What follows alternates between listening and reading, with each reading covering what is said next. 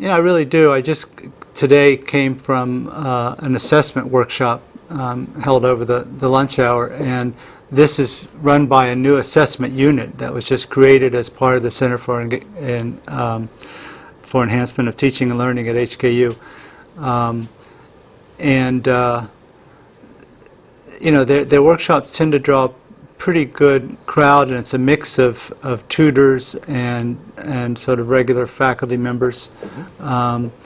They like to draw some of the senior faculty in as kind of experts, but actually some of the more useful and insightful comments come from the tutors, who are sort of down there in the trenches. Right, right. But one thing that emerged today, one of the tutors mentioned that in her unit, which I think was in the medical school, that the faculty who had had experience this year teaching in the Common Core were promoting new approaches to teaching and learning. And into the majors, as it were. Into the majors. From GE outward. Right. Into the, yes. So, for instance, the Common Core faculty in that unit have now volunteered to help redesign their first and second year required courses in the program, focusing much more on active learning, on a much more diverse array of assessment instruments, and so that was a interesting development. It suggests that Common Core is serving as a kind of incubator for innovation, which will then spread to other units. It's within the university, it's cross-cutting to all units, so everybody's exposed to it. Which is one reason why I think it's very good that HKU, you know, at Chinese U, they have a very different model, and it's a very interesting model, but the two sort of really core courses are taught by faculty hired into a specialized unit that doesn't, you know, they're not seeded through the institution. And so that limits the ability of innovation in gen ed to influence teaching and learning practices elsewhere in the institution. Well, I think the one that I consider primary, sort of above all the others, because it's an end in itself.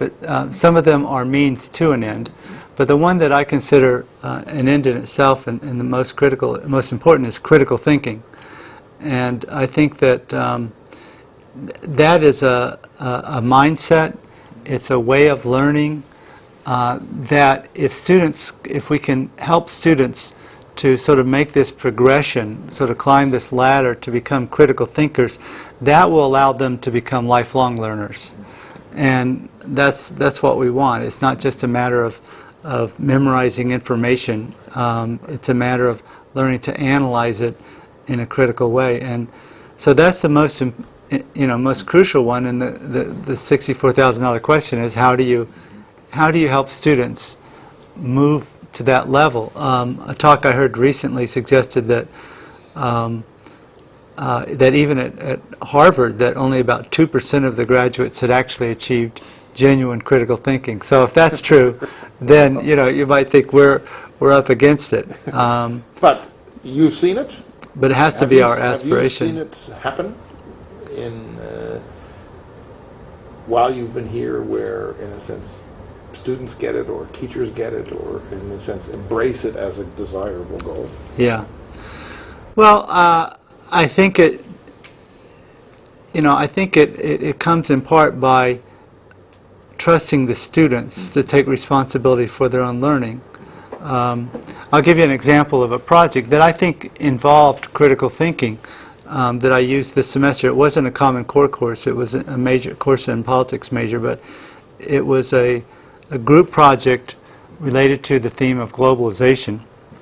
We were talking about various concepts, theories, debates surrounding globalization. What I decided to do, though, is to find a way to relate those to something concrete in students' everyday lives. And so we looked at the global life cycle of an iPhone. And the purpose was to link that to the concept of globalization. If there's a global commodity, it would be the iPhone. It's produced from raw materials in production sites around the world, distributed globally. It connects people globally. So I thought let's examine the debate over globalization through the prism of the iPhone. And in particular, we linked it as well to the concept of corporate social responsibility, because I want students to be able to connect their learning, to see the relevance of their learning, not only to their personal lives, to their professional lives, but also to issues pertaining to the common good. And so the question is, what responsibilities and duties does a corporation have toward the impact of its activities? So briefly, it was a small class, 12 students. I divided them into groups of 4 each, and one looked at conflict minerals, the raw materials that come out of, in some cases, the Congo region and help fuel warfare and conflict there, that go into smartphones like the iPhone. The second group looked at labor issues in the production of iPhone, particularly in Guangdong and in China, where at Foxconn, for instance, where there's been some controversies surrounding safety and working conditions. And then we even visited a factory, electronics factory. It did not produce iPhones, but it produced electronics in Dongguan. And then the third group looked at electronic waste, what happens when iPhone gets disposed. And again, there are some real issues regarding the health and safety of people who take these phones apart and on the environment. So the students, I said, I'm not teaching you this because I really don't know much about this topic myself. I'm going to design a project, and then you become the experts. And I asked them to become investigative journalists. So they went and tried to make contact with Apple representatives, some of the suppliers, some of the e-waste groups. In fact, they went down to the offices of the e-waste group, kind of a 60 Minutes Mike Wallace kind of confrontation, which they recorded. Of course, they didn't get any information, but that told them something about how the level of accountability of private corporations. They did a public. I said, if we're going to learn about this, we need to externalize it and share it with others. So we did a public presentation, and then they also did a blog on the web, and 30 different entries. So I was very proud of the students, but there's a case where they took charge of their own learning. I told them there's no preconceived conclusions about this. You might find that Apple's a paragon of corporate virtue, or you might find that it's a, so whatever conclusions you come to is fine. And but I think that by putting responsibility on them for their learning, that's a way of encouraging critical thinking. Students respond to this. Yeah, it doesn't guarantee critical thinking, but it allows for that possibility. Well, thinking about what are some of the commonalities across the general education programs here in Hong Kong, and many back in the States as well, I think of it not so much in terms of what topical areas are covered or disciplines or that kind of thing, but instead what are the characteristics common to a course. And I think there are 4 major ones. One is interdisciplinarity or multidisciplinarity. And here the challenge is always, how do faculty who are trained to be specialists in not just a discipline but a subdiscipline, how do they prepare themselves to help students see that problems in the real world are almost always interdisciplinary and have to be approached from multiple disciplines? So that is one. I mean, an important element of GE, philosophy of GE, is integration of knowledge across areas. So, a second is that content is not king in general education.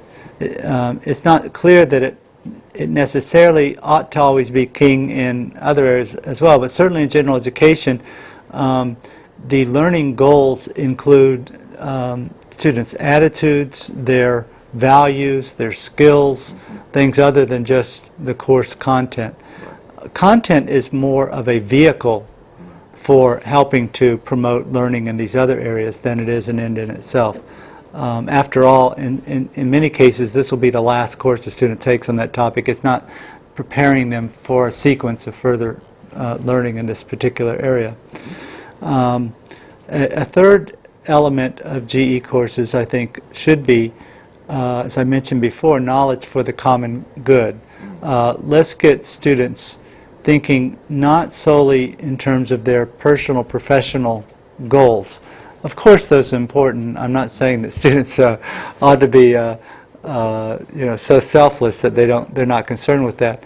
But if that's all they're concerned with, then I think they're missing an opportunity to develop a meaningful philosophy of life that's about something bigger than themselves. And that has to involve, I think, drawing connections between what they're learning and the good of the communities, local, national, global, that they're a part of. And then finally, I think that students typically come from high school, not all of them, but many of them come to high school with the frame of mind of a passive learner, of soaking up information to be spat back on an exam. And I think that general education offers an opportunity, especially since it's sort of front-loaded in their education the first year or two. It offers an opportunity to help move them from passive to active learning. And hopefully then that will carry over into and help facilitate higher levels of learning in their major.